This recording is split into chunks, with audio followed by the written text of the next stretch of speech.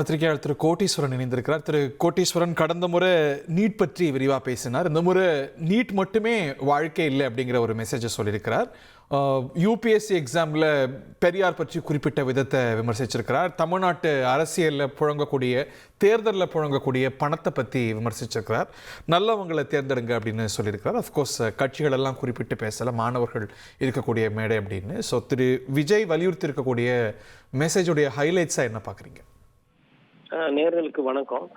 அவர் ஒரு யதார்த்தமான அரசியலை நோக்கி அவரோட பயணத்தை மாத்துகிறார். அதாவது நீட் ஒழிக்க முடியாது, நீட்டை எடுக்க முடியாது இந்த மண்ணில் இருந்து அப்படின்ற மாதிரி விஜய்க்கு லைட்டா பட்டிருக்கும் போல தெரியுது. காரணம் என்னன்னு பாத்தீங்கன்னா, மத்திய அரசு அதுல அவர் ஒரு முக்கியமான ஒரு கொள்கை, அதை பெரிய சாதனையாக அவர் நினைத்துக் கொண்டிருக்கிறார்கள். இப்ப தமிழகத்திலிருந்து பார்க்கும்போது பார்வை வேற, பட் மற்ற மாநிலங்கள்ல இருந்து பார்க்கும்போது பார்வை அந்த ஒரு யதார்த்தமான இடத்துக்கு விஜய் வர்றாரு. அதனாலதான் சொல்றாரு, நீட்டுக்கு எதிராக குரல் கொடுத்த விஜய் நீட்டை ஒழிப்போன்றதை தாண்டி நீட் ஒன்றியே கிடையாது, அதை தாண்டி வேற போட்டித் தேர்வுகள் இருக்கு.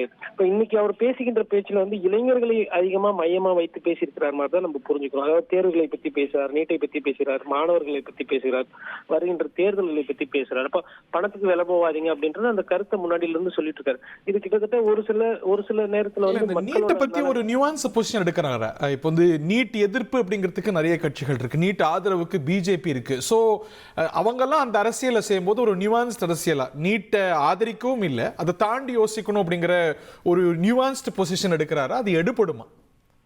கண்டிப்பா இந்த பொசிஷன் எடுப்படுங்க. அதாவது மக்களுக்கு ஒரு தீர்வுன்னு ஒண்ணு கொடுக்கணும். நீட்டை ஒழிப்பேன்னு சொல்லிட்டு தீர்வு கொடுக்கன்னு சொல்லிட்டு தீர்வு கொடுக்காம இருக்கிறதுன்றது ஒரு மக்களை ஏமாற்றும் செயல் முதல்ல. அதே மாதிரி நீட்டுக்கு ஆதரவா போறது, நீட்டை ஒழிக்கவே முடியாம பரவாயில்ல கூட்டணி வேணும்னு இருக்கிறது அது இன்னொரு நிலைப்பாடு.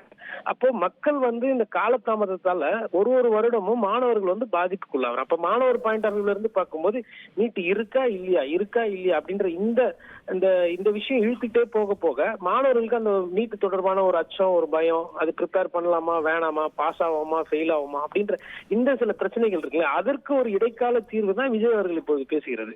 அதாவது அது நீட் இருக்கு, அதுக்கு என்ன தயார் பண்ணுமோ நீங்க தயார் பண்ணுங்க. இது கிட்டத்தட்ட பிஜேபியும் இதுதான் சொல்றாங்க. ஆனா விஜய் சொல்றதுக்கும் பிஜேபி சொல்றதுக்கும் வித்தியாசம் இருக்கு. விஜய் என்ன சொல்றதா, நீட்டு ரொம்ப நல்லது கிடையாது, ஆனா இன்னைக்கு தேதியில அதை ஒழிக்கிற சக்தி அவர்கிட்ட இல்லைன்ற அதை உணர்ந்துட்டு அவர் அதை பேசுறாரு. பிஜேபி சொல்றது என்னன்னா, நீட்டு தான் சிறப்பு, நீட்டுனாலதான் எல்லாமே மாறுது அப்படின்ற மாதிரி பிஜேபியோட நிலைப்பாடு.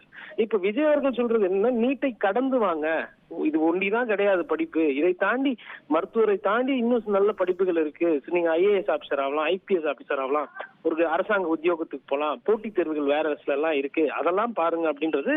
அது உண்மையிலே மாணவ சமுதாயங்கள் இப்ப விஜய் மாதிரி ஒரு ஆள் சொல்றது மக்கள் கிட்ட, மாணவர்கள் கிட்ட அது கண்டிப்பா எடுப்படும், அவங்களும் கொஞ்சம் சிந்திக்க வைக்கும்.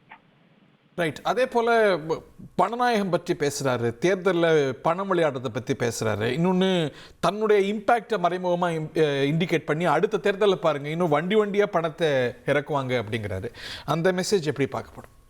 இல்ல அது கிட்டத்தட்ட அதான் நான் சொன்னீங்களா, முன்னாடியே சொன்ன மாதிரி யதார்த்த அரசியலுக்கு வராரு, கல அரசியலுக்கு வராரு. விஜய் விஜய் கூட இருப்பவர்கள் இன்னைக்கு சினிமாவினால் ஈர்க்கப்பட்டு வந்திருப்பவர்கள் அதிகபட்சமானவர்கள்.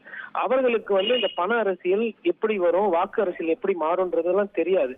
பட் விஜய் அதை லைட்டா உணர ஆரம்பிக்கிறார். இப்ப பணம் கொடுத்து செலவு பண்ண போறாங்க, பணத்தை நிறைய வரும் அப்படின் போது அது ஒரு லைட்டா ஒரு காஷியஸா இருக்கிறாங்க, ஒரு பயத்துல இருக்கிறாங்க. அதை மக்களுக்கும் கட்சிக்காரர்களுக்கும் முன்கூட்டியே தெரிவிக்கிறார், இது மாதிரி ஒண்ணு வரும், கொட்ட போறாங்க பணத்தை. ஏன்னா நம்ம நாட்டுல லஞ்ச லாவண்யம் ஊழல் என்பது ரொம்ப அதிகமா இருக்கு. இன்னைக்கு அதாவது நம்ம நினைச்சு பார்க்க முடியாத அளவுக்கு ஊறி போயிருக்கு. அப்படி ஊறி இருக்க போகும்போது விஜய் ஒரு புதிய கட்சி தொடங்கி வரணும் போது விஜய் அதை முதல்ல எதிர்க்கணும். அரசியல் கட்சிகளை தாண்டி முதல்ல அந்த பணத்தை அவர் எதிர்க்கணும். அந்த ஊழல் பணம், லஞ்ச பணம் செய்யக்கூடிய அந்த தேர்தல் வேலைகளை எதிர்க்கிறதுக்கு தயாராகிறார். அதனாலதான் அவர் தன்னுடைய நிர்வாகிகளுக்கும் சரி பொதுமக்களுக்கும் சரி இந்த மாதிரி ஒண்ணு இருக்கு. இதுல பொதுமக்களுக்கு எந்த சர்ப்ரைஸும் கிடையாது. பொதுமக்களை பொறுத்தவரையிலும் வாக்காளர்கள் மக்கள் கிட்ட இருந்து வரி பணமா சம்பாதிச்சது திருப்பி வருது அப்படின்னா மக்கள் அவங்க பாயிண்ட் ஆஃப் வியூல வாங்கிக்கிறதுக்கு தயாரா இருக்கிறாங்க. எந்த ஒரு தொகுதியிலுமே எந்த ஒரு தேர்தலுமே மக்கள் பணத்தை திருப்பி வீசி அடிச்சதா வரலாறு கிடையாது. விஜய் இது மக்களுக்கு சொல்றதை தாண்டி அவர் கட்சி நிர்வாகிகளே அவர் அது ரெடி பண்றாரு, இது மாதிரி இருக்கும் அப்படின்றது. அது தேர்தல் தான். விஜய் பேசுவதனால பணநாயகம் அது இதெல்லாம் பேசுறதுனால அது அந்த நிலைப்பாடு எங்கேயும் மாற போறது இல்ல. கள்ள பணம், கருப்பு பணம், ஊழல் லஞ்சத்துல வாங்கப்பட்ட பணம் தேர்தல் நேரத்துல செலவாகிறதுன்றது நீதி. அதுதான் இன்னைக்கு நீதி, புதிய நீதி. அதை எதிர்த்து விஜய் என்ன பண்ண போறாரு? இப்ப பேசுறாரு, பட் பேசுறதை வைத்து ஒன்னும் புண்ணியம் இல்ல. அதை எதிர்த்து விஜய் என்ன பண்ண போறாரு அப்படின்றத நம்ம பார்க்கணும். செய்திகளை உடனுக்குடன் தெரிந்து கொள்ள உடனே சப்ஸ்கிரைப் பண்ணுங்க.